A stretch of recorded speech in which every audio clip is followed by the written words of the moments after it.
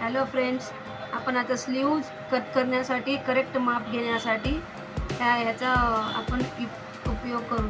हा नवीन आला slew curve कसं करायचं तो पाहू. पहिले ब्लाऊज किती मापाचा आहे ते आपण आखून घ्यायचं. हे असं हे 7 इंचचं हाईट आहे. हे पहा आपल्याला केवढं किती पाहिजे हे फिटिंग.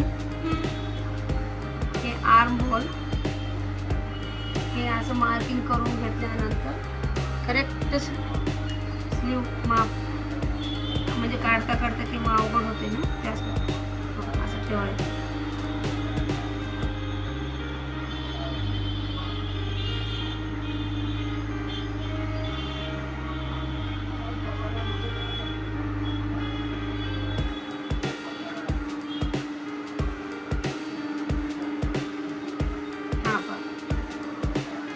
बिना टेन्शन नो झंझट.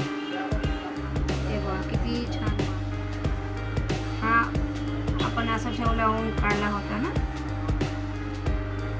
आता समोरच्या फ्रंट स्लीवचा असं ठेवायचं. इथं 1/2 इंचचा फरक असतो ना म्हणून इथे